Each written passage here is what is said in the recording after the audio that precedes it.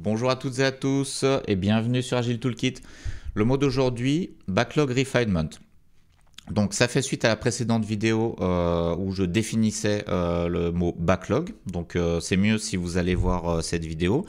En tout cas, je vais quand même faire un tout petit rappel. Donc, dans les méthodes traditionnelles de gestion de projet, on décrit l'ensemble du produit à réaliser ou de l'application sous forme d'un cahier des charges, donc qui va décrire fonctionnellement tout ce qui doit être fait par les développeurs, par les team members pour que l'application soit réalisée. Dans les méthodes agiles, on va vouloir découper ce fameux cahier des charges, cette spécification fonctionnelle, sous forme de petites unités qu'on va appeler user story si on reste dans Scrum. Donc le cahier des charges va être découpé en tout un tas de petites user stories. Ce qu'on va appeler backlog, il y a plusieurs types de backlog. Ça va être un sous-ensemble de ces user stories. Alors ça peut être l'ensemble de tous les user stories. Dans ce cas-là, on parlera de backlog produit. Ou ça peut être uniquement les user stories qui vont être réalisées au cours d'un sprint. Donc on appellera ça le sprint backlog. Donc imaginez une équipe qui travaille en agilité. Il va y avoir le sprint 1, sprint 2, 3, 4, 5 et indéfiniment jusqu'à la fin du projet. Eh bien, dans le sprint 1, on va réaliser une petite partie du produit. Ensuite, dans le sprint 2, on va compléter avec d'autres user stories jusqu'à la fin du projet. Et en fait, au moment où on est dans le sprint 1, on va pouvoir se laisser la possibilité de redéfinir ce qui va être fait dans le sprint 2, 3, 4, 5. Donc, c'est-à-dire que ce qui va être dans le sprint 2, 3, 4, 5 ne sera peut-être pas parfaitement défini.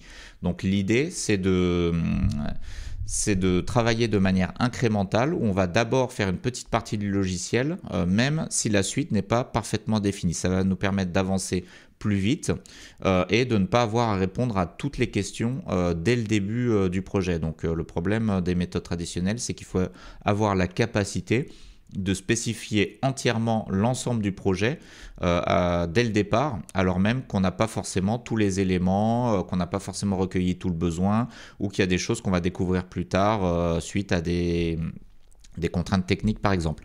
Donc avec les méthodes agiles, on va se focaliser sur une petite partie à chaque fois qui sera différente à chaque sprint. Donc, c'est-à-dire que les user stories, dans les sprints futurs, mettons si on est au sprint 1, peut-être que les user stories du sprint 2 et 3 ne seront pas parfaitement définis, peut-être que les user stories des sprints 4 et 5 ne seront pas du tout définis. Bon, le mieux c'est quand même d'avoir plusieurs sprints d'avance et d'avoir au moins 4 sprints d'avance en réalité, donc vaut mieux que ça soit défini, mais peut-être que c'est fait de manière imprécise. Donc une user story, je vous rappelle ce que c'est ici.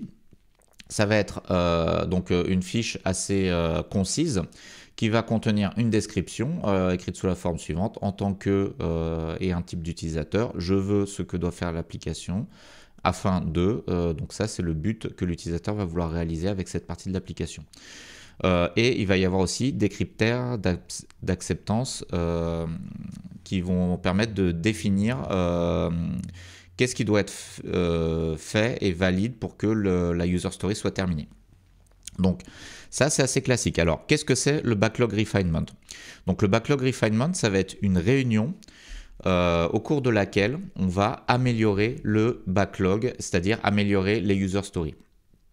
Donc très concrètement, vraiment en un mot, c'est amélioration des user stories futures. Parce que donc sur les user stories, par exemple, si on est au sprint 1, peut-être que les user stories du sprint 2 ne sont pas terminées de rédiger correctement. Peut-être qu'on a juste la description, mais pas encore les critères d'acceptation. Donc il va falloir améliorer ça petit à petit. Donc, backlog refinement, il y a plusieurs noms. Backlog refinement, c'est le terme le plus utilisé. On a aussi affinage de backlog, ça c'est si on veut traduire en français. Un terme qui était utilisé précédemment, c'est grooming, mais on ne l'utilise plus maintenant parce qu'il a une connotation négative en anglais. Donc maintenant, on va parler surtout de backlog refinement. Mais tout ça, c'est la même chose. Affinage si on veut en français, grooming éventuellement si on utilise un ancien terme.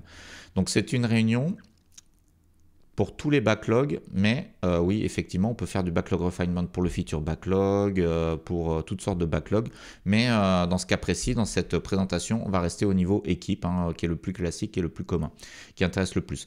Donc les acteurs présents dans la réunion, c'est la product owner et l'équipe de développement. Alors, la product owner, comme vous avez vu dans la réunion précédente, dans le mot précédent, la product owner va être responsable du backlog. Donc, c'est elle qui va rédiger le backlog, rédiger les user stories, les présenter à l'équipe et les expliquer.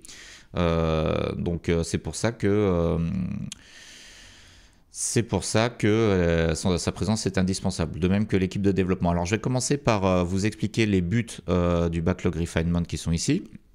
Alors c'est présenter les user stories futures aux team members pour tout simplement leur dire ce qu'ils vont potentiellement avoir à faire dans les prochains sprints.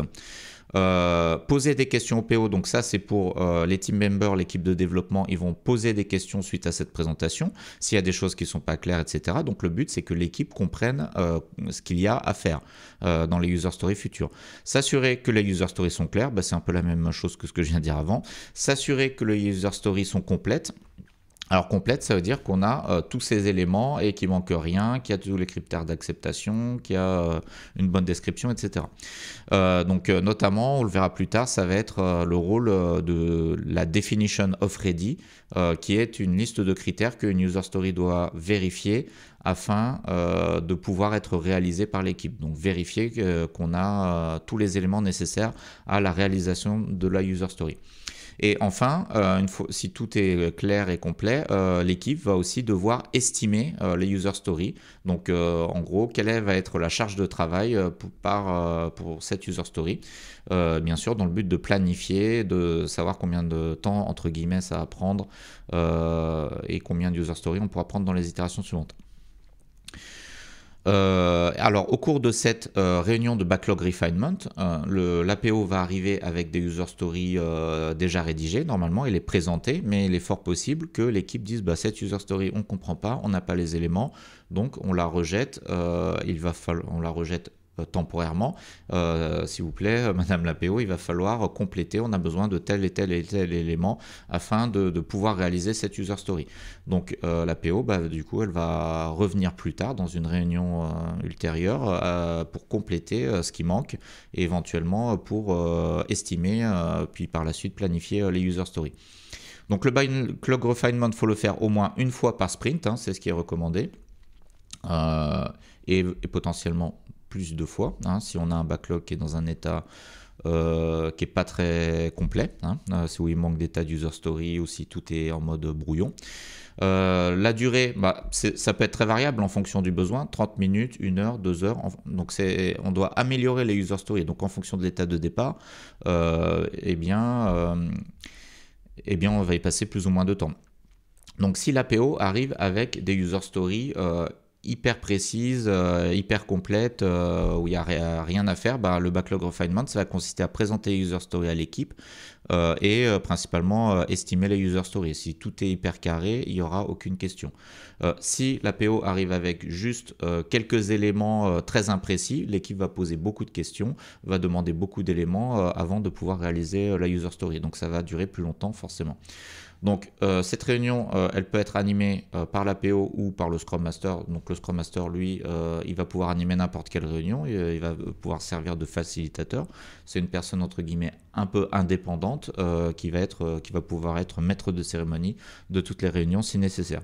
Mais ça peut être l'APO qui anime puisque c'est elle qui va présenter les user stories à l'équipe. Donc c'est normal que c'est elle qui lead la réunion si elle le souhaite. Je vous mets un petit calendrier ici des différents sprints. Donc le backlog refinement en général ça va être au milieu de chaque itération, un peu quand on veut, alors pas forcément exactement au milieu, et la petite icône de ménage parce que on va faire le ménage dans le backlog, donc on va améliorer les user stories, on va faire en sorte que tout soit plus carré et plus propre.